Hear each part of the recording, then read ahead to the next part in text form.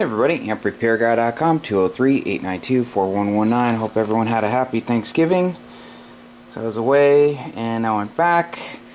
Got back like 1 o'clock in the morning yesterday, so had a bunch of hardbox stuff to pack, got that done, and so I'm working on this today. Then I have to ship a couple amps and pick some amps up. So customer bought this on eBay, put the tube in, transformer in, and flash.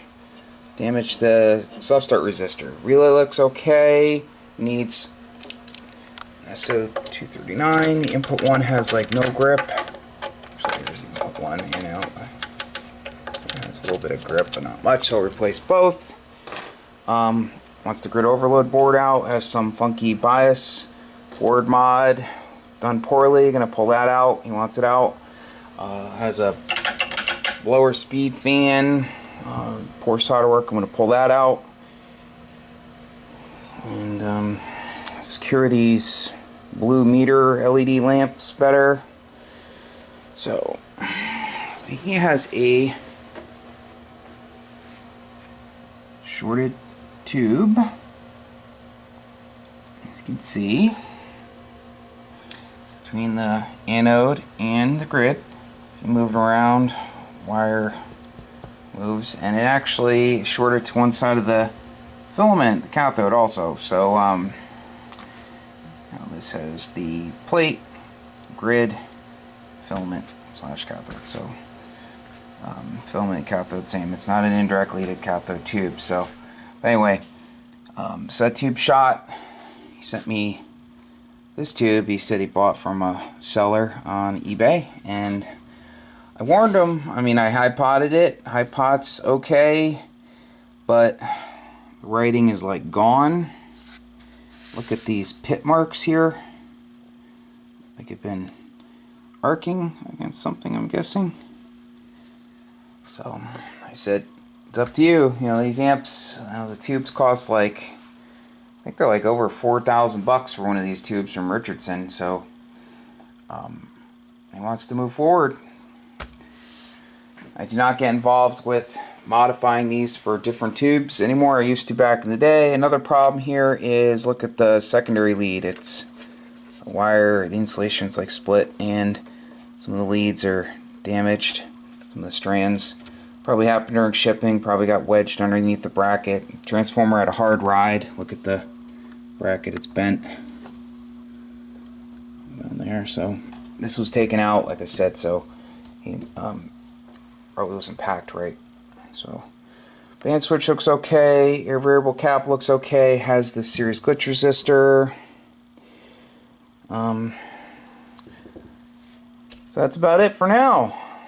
And it's amazing, the meter protection diode's okay, even though it had a hard short on the plate supply and didn't pop the fuses either. So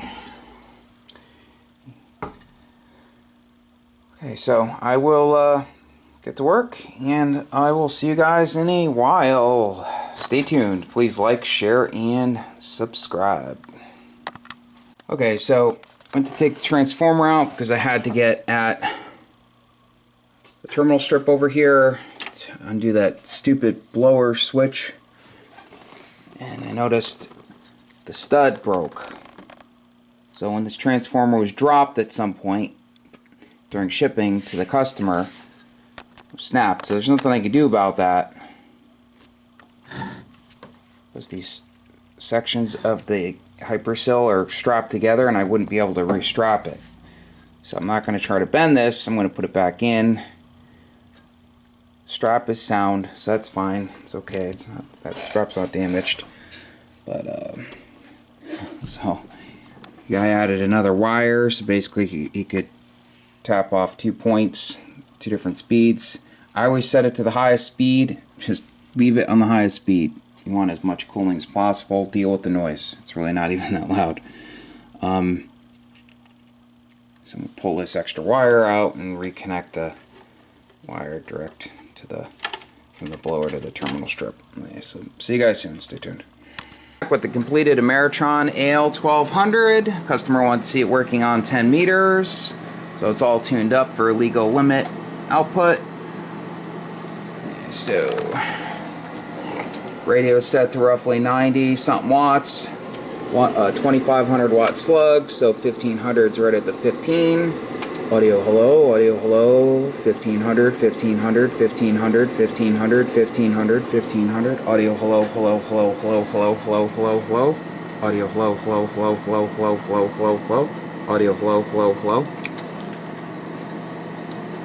Audio hello, hello, hello, hello, hello, hello. Audio hello, hello, hello, hello, hello, hello, hello, hello, hello, hello. Audio hello, hello, hello, hello, hello, hello, hello, hello, hello, tit, tit, tit, tit. And it works as it should. Let the tube cool off for a second. I'll shut it off. My voltage bleed down, unplug it, and I'll show you what I did. See you soon. Stay tuned. I'm back with the cover up. I'll show you what I did. First off, are the old parts. Here's the EB. It's called the EBS1, I believe it's called.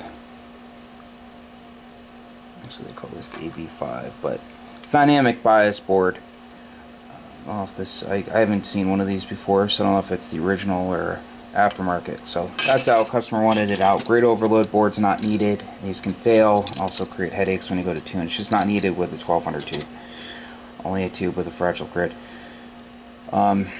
Blower switch taken out. The old SO239s are taken out. Got brand new ones from Max Gain Systems. Great people there. I ended up cutting back the secondary lead. Had enough total length in it to just put your ring terminal on it. Crimp solder heat shrink. I'll show you that.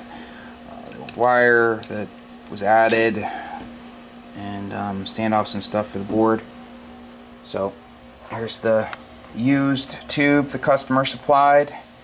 Got it to do legal limit on all bands. Can't tell if the tube's soft or not. I don't remember what should do for output with X amount of drive going in, but with 100 watts, roughly 100 in, change depending on what band I'm on. Might require a little bit less, more, up to 100. I'm getting the 1500 out. Okay, so that's all set. See that? I cleaned the band switch with deoxy gold. Tighten up on hardware, so you can see. Fix the lead. Your ring terminal, heat shrink, crimp soldered heat trunk. Place the resistor. The relay was okay. New SO239s, like I said, brand new ones from Max Gain Systems. Took the board out. Someone added these blue LEDs. They had the dropping resistors all at the end at the terminal strip. So what I did was I unsoldered each lead and put a piece of heat shrink on each lead, and then resoldered and slipped the heat shrink over the whole resistor. So now you can't touch anything. Put some silicone. They were just clipped into the clips for the old lamps. I put some silicone near them, stop them from popping out and touching a high voltage point.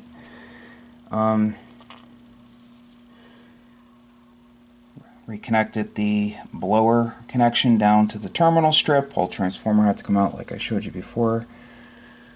Someone changed the power cord, so they did a really sloppy job soldering to the terminal strip down there. I fixed that. And I'm going to go ahead, even though that diode tested good, I'm still going to change it. I'm going to do that right now. But I think that's about it. Oh yeah, I touched up on solder joints over here where they had been messing around with the wiring for the blower. So I always, like I said before, I always set it to the highest tap. So just deal with the noise. You want as much cooling as possible. That's about it. Yeah, I got back. Today is who's track of days? Today's Wednesday. I got back Tuesday at like 1 in the morning. So I picked up a 922. That should be tomorrow's project, as long as it's not a basket case. I believe it's pretty stock. So as long as that goes okay, I will have that up on the bench tomorrow. So, well, thanks for watching. If you need an amp repaired, any of the ones you see on my YouTube channel, other than the FL2100B I don't work on anymore, feel free to give me a call. Or if you meet the conditions on the pack and ship info page on amprepairguy.com, please you can go ahead and send it. Just shoot me the tracking number. It has to be packed the way I specify on the site. If you need a hard box kit, got all that stuff in stock. Anything you can click and order, I usually get it out within 1 business day. So I was not able to fix that bolt issue down there like I showed you before. I can't restrap it, and I don't want to take the risk of messing the strap up, so it's fine. It's not going anywhere. I can't get another one of these transformers. I'm not going to take a chance. So glad it's done. And so I don't know what really happened with this. You know, I guess the tube must have gotten damaged during shipping, and it just had some sloppy work done to it. This is what happens sometimes with eBay stuff. It's best to make sure it's packed properly. I always recommend the way I have my customers do it. You do that, good chance it'll be okay. And again, the tube, transformer, RF deck, they were all separated, but still had damage to the transformer, and somehow the tube got messed up.